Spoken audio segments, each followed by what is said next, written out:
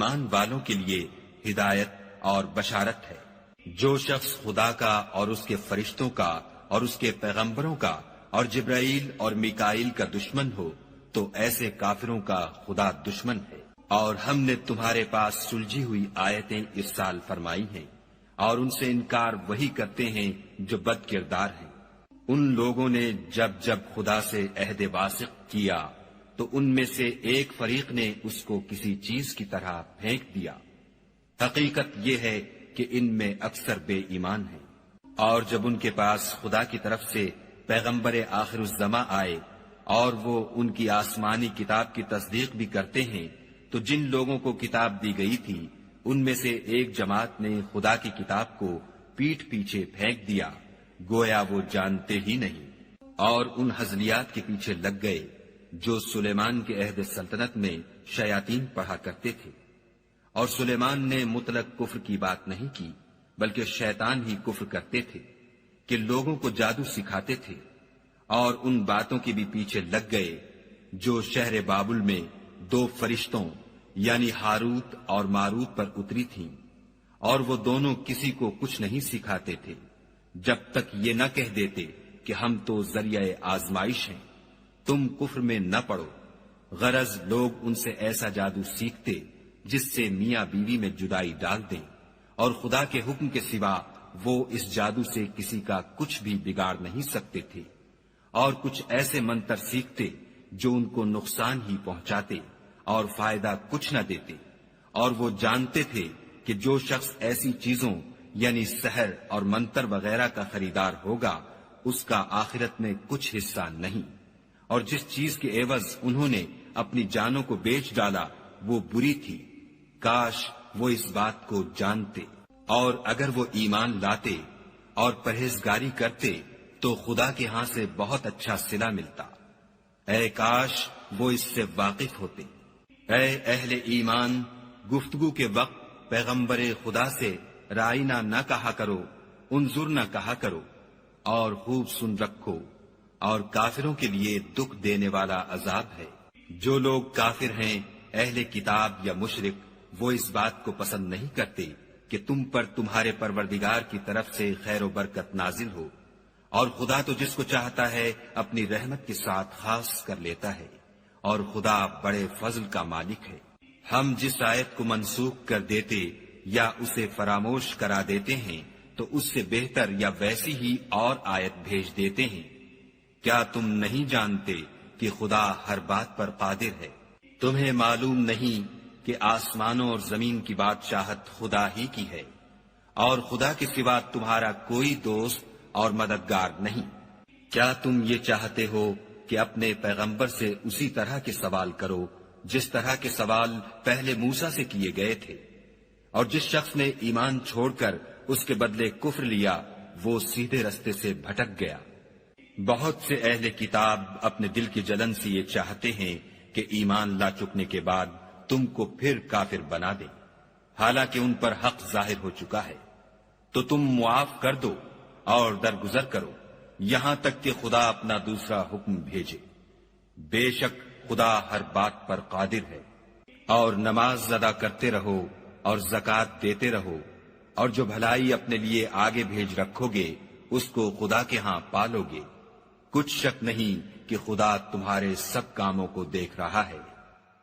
اور یہودی اور عیسائی کہتے ہیں کہ یہودیوں اور عیسائیوں کے سوا کوئی بہشت میں نہیں جانے کا، یہ ان لوگوں کے خیالات باطل ہیں۔ اے پیغمبر ان سے کہہ دو کہ اگر سچے ہو تو دلیل پیش کرو۔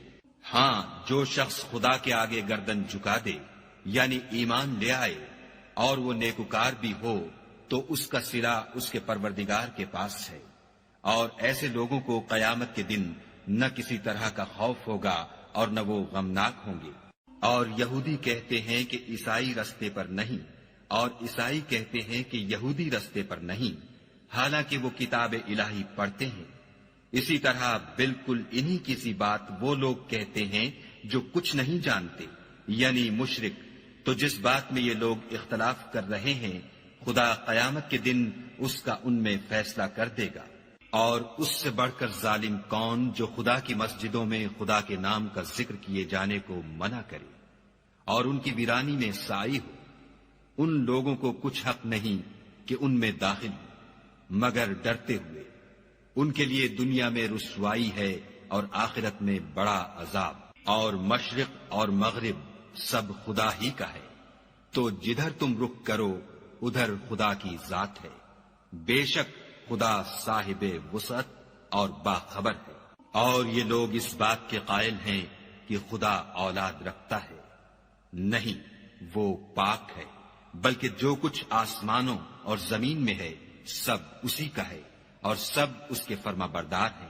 وہی آسمانوں اور زمین کا پیدا کرنے والا ہے، جب کوئی کام کرنا چاہتا ہے تو اس کو ارشاد فرما دیتا ہے کہ ہو جا، تو وہ ہو جاتا ہے۔ اور جو لوگ کچھ نہیں جانتے یعنی مشرک، وہ کہتے ہیں کہ خدا ہم سے کلام کیوں نہیں کرتا، یا ہمارے پاس کوئی نشانی کیوں نہیں آتی۔ اسی طرح جو لوگ ان سے پہلے تھے وہ بھی انہی کسی باتیں کیا کرتے تھے۔ ان لوگوں کے دل آپس میں ملتے جلتے ہیں، جو لوگ صاحب یقین ہیں ان کے سمجھانے کے لیے ہم نے نشانیاں بیان کر دی ہیں۔ اے محمد صلی اللہ علیہ وآلہ وسلم، ہم نے تم کو سچائی کے ساتھ خوشخبری سنانے والا اور ڈرانے والا بنا کر بھیجا ہے، اور اہل دوزخ کے بارے میں تم سے کچھ پرسش نہیں ہوگی، اور تم سے نہ تو یہودی کبھی خوش ہوں گے اور نہ عیسائی، یہاں تک کہ ان کے مذہب کی پیروی اختیار کر لو۔ ان سے کہہ دو کہ خدا کی ہدایت یعنی دین اسلام ہی ہدایت ہے، اور اے پیغمبر اگر تم اپنے پاس علم یعنی وحی خدا کے آ جانے پر بھی ان کی خواہشوں پر چلو گے تو تم کو عذاب خدا سے بچانے والا نہ کوئی دوست ہوگا نہ کوئی مددگار۔ جن لوگوں کو ہم نے کتاب عنایت کی ہے وہ اس کو ایسا پڑھتے ہیں جیسا اس کے پڑھنے کا حق ہے، یہی لوگ اس پر ایمان رکھنے والے ہیں، اور جو اس کو نہیں مانتے وہ خسارہ پانے والے ہیں۔ اے بنی اسرائیل، میرے وہ احسان یاد کرو جو میں نے تم پر کیے، اور یہ کہ میں نے تم کو اہل عالم پر فضیلت بخشی۔ اور اس دن سے ڈرو جب کوئی شخص کسی شخص کے کچھ کام نہ آئے، اور نہ اس سے بدلہ قبول کیا جائے، اور نہ اس کو کسی کی سفارش کچھ فائدہ دے، اور نہ لوگوں کو کسی اور طرح کی مدد مل سکے۔ اور جب پروردگار نے چند باتوں میں ابراہیم کی آزمائش کی تو وہ ان میں پورے اترے۔ خدا نے کہا کہ میں تم کو لوگوں کا پیشوا بناؤں گا۔ انہوں نے کہا کہ پروردگار میری اولاد میں سے بھی پیشوا بنائیو۔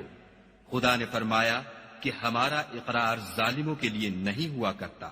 اور جب ہم نے خانہ کعبہ کو لوگوں کے لیے جمع ہونے اور امن پانے کی جگہ مقرر کیا اور حکم دیا کہ جس مقام پر ابراہیم کھڑے ہوئے تھے اس کو نماز کی جگہ بنا لو، اور ابراہیم اور اسماعیل کو کہا کہ طواف کرنے والوں اور اعتکاف کرنے والوں اور رکوع کرنے والوں اور سجدہ کرنے والوں کے لیے میرے گھر کو پاک صاف رکھا کرو۔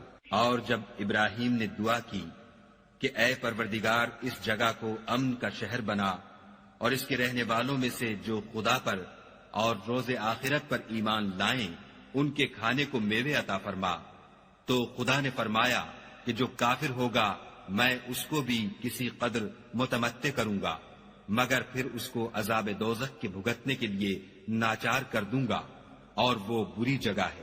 اور جب ابراہیم اور اسماعیل بیت اللہ کی بنیادیں اونچی کر رہے تھے تو دعا کیے جاتے تھے